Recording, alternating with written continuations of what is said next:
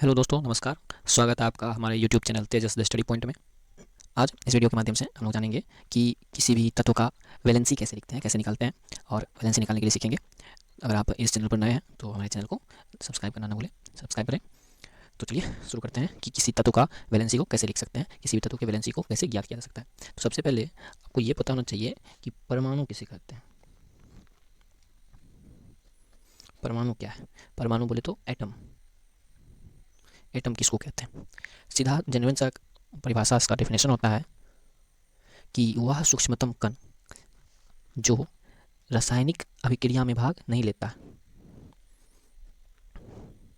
रासायनिक अभिक्रिया इसमें भाग नहीं लेता है, लेकिन स्वतंत्र अवस्था में पाया जाता है।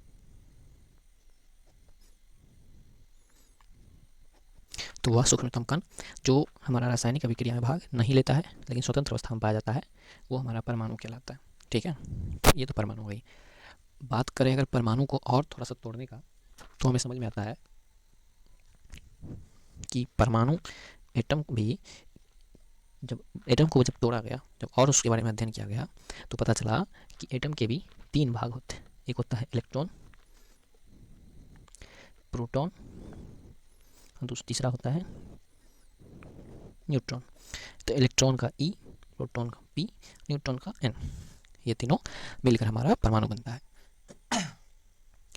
अब बात करते हैं इसमें और समझने का, तो किसी परमाणु के नाभिक में, इसको कहा जाता है हिंदी में नाभिक। ये नाभिक है, ठीक है। और नाभिक के चारों ओर जो होते हैं वो हमारा, ये जो होता है इसको कहा जाता है कक्षा। ठीक है, इसको न्यूक्लियस और कक्षा को ऑर्बिट। ठीक है, तो ये तो हो गया न्यूक्लियस और ऑर्बिट। तो जो हमारा इलेक्ट्रॉन और प्रोटॉन होता है, तो इस सारा इसी में रहता है। तो जो नाभिक होता है, नाभिक, नाभिक में हमारा प्रोटॉन और हमारा न्यूट्रॉन होता है किसी परमाणु के नाभिक में। और इसके चारों ओर जो कक्षाएं होती है, इन कक्षाओं में हमारा इलेक्ट्रॉन होता है। ठीक है, तो यहाँ समझेंगे कि नाभिक में प्रोटॉन और न्यूट्रॉन और इलेक्ट्रॉन हमारा कक्षा में घूमते रहता है। ठीक है, तो ये जो कक्षाएं होती है, इन कक्षा, ये जो कक्षा होते हैं ये चार होते हैं, चार कक्षा होता है। पहला कक्षा को कहते हैं के, दूसरे कक्षा को एल, तीसरे को एम और चौथे को कहा जाता है एन। ये चारों कक्षा होते हैं, ऑर्बिट्स, या फिर इसे इन्हें सेल भी कहा जाता है। इन कक्षा को सेल से भी दिखाते हैं, सेल भी उसी को कहते हैं। तो सभी कक्षा में कितना इलेक्ट्रॉन रह सकता है, ये उसके कैपेसिटी पर डिपेंड करता है। तो जैसे के एक ऑर्बिट या के सेल है, के सेल में 2 इलेक्ट्रॉन रह सकता है। फिर एल सेल आता है, एल में 8 इलेक्ट्रॉन, एम में 18 इलेक्ट्रॉन और एन में 32 इलेक्ट्रॉन रह सकते हैं। ठीक है, तो ये तो हमारा बेसिक हो गया। चलिए एक बार रिवाइज करते हैं, लिखते हैं। सबसे पहले परमाणु, परमाणु मतलब एटम। एटम उसको कहते हैं वह सूक्ष्मतम कण, छोटा से छोटा कण जो रासायनिक अभिक्रिया में भाग नहीं लेता है। स्वतंत्र अवस्था में मिलता है, स्वतंत्र अवस्था में पाया जाता है, लेकिन रासायनिक अभिक्रिया में भाग नहीं लेता है। हम लोग देखते हैं कि केमिकल रिएक्शन में पार्टिसिपेट नहीं करता, उसको एटम बोला जाता है। एटम को जब और तोड़कर देखने की बात करते हैं, तो एटम में 3 चीज़ें होती हैं, इलेक्ट्रॉन, प्रोटॉन और न्यूट्रॉन। इलेक्ट्रॉन को ई से, प्रोटॉन को पी से और न्यूट्रॉन को एन से डिनोट करते हैं।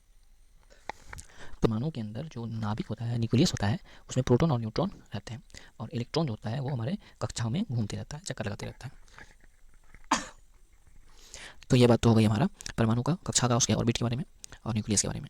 अब बात करते हैं किस ऑर्बिट में कितना इलेक्ट्रॉन रह सकता है, किस सेल में कितना इलेक्ट्रॉन रह सकता है। तो पहला सेल हमारा होता है के सेल में 2 इलेक्ट्रॉन, एल में 8 इलेक्ट्रॉन, एम में 18 और एन में 32 इलेक्ट्रॉन, 32 इलेक्ट्रॉन्स रह सकते हैं। शुरू करते हैं, अब लिखते हैं कि किसी भी एलिमेंट का, तत्व का वैलेंसी, किसी तत्व का वैलेंसी को कैसे लिखा जा सकता है। वैलेंसी को कैसे लिख सकते हैं किसी भी तत्व के वैलेंसी को।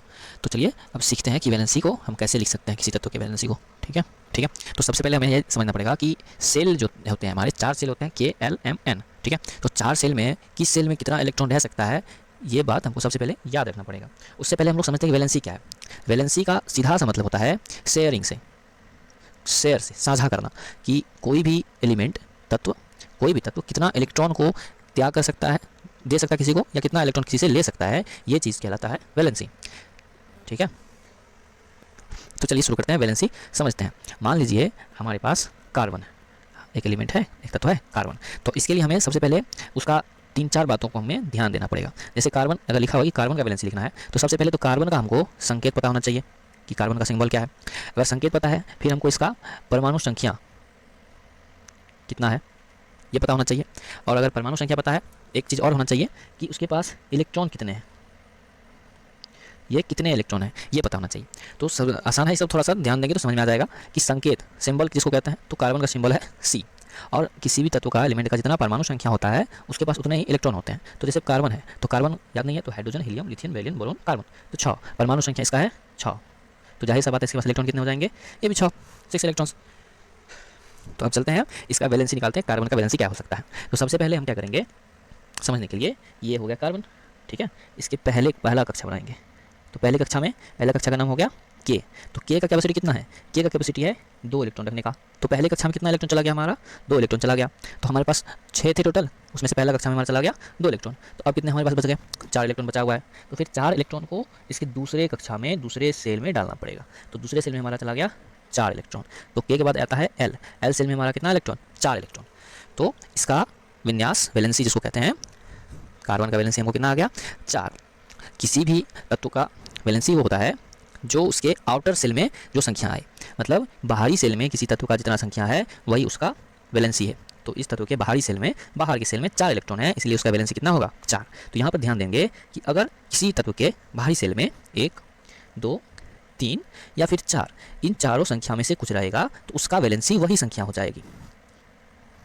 मतलब ये हुआ कि अगर इस कार्बन के आउटर सेल में बाहरी कक्षा में इन चारों में से कोई भी संख्या रहता, चाहे 1, 2, 3, 4 कुछ भी, तो उसका वैलेंसी वही संख्या होगा। इसीलिए कार्बन की वैलेंसी 4 है। क्यों, क्योंकि इसके आउटर सेल बाहरी कक्षा में कितने इलेक्ट्रॉन है, तो 4 इलेक्ट्रॉन है, ठीक है। अब जानते हैं कि वैलेंसी अगर 1, 2, 3 और 4 के अलावा कुछ आ जा रहा है तो उसको कैसे लिखेंगे।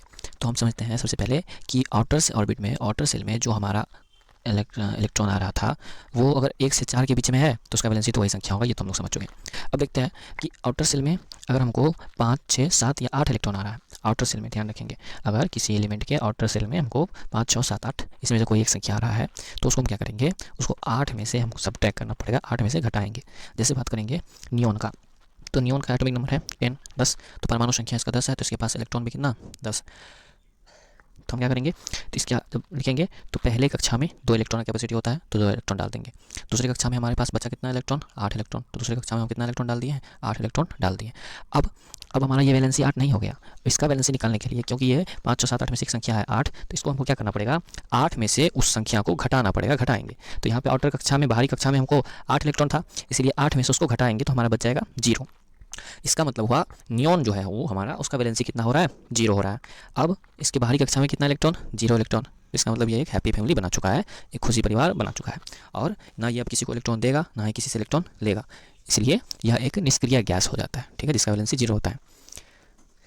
तो आज हम समझे कि वैलेंसी कैसे निकालते हैं और किस तरह वैलेंसी निकाल करके लिख सकते हैं। अगर हमारा ये वीडियो पसंद हो, अच्छा लगा हो, तो प्लीज़ चैनल को सब्सक्राइब करिए और सपोर्ट करिए। Thank you.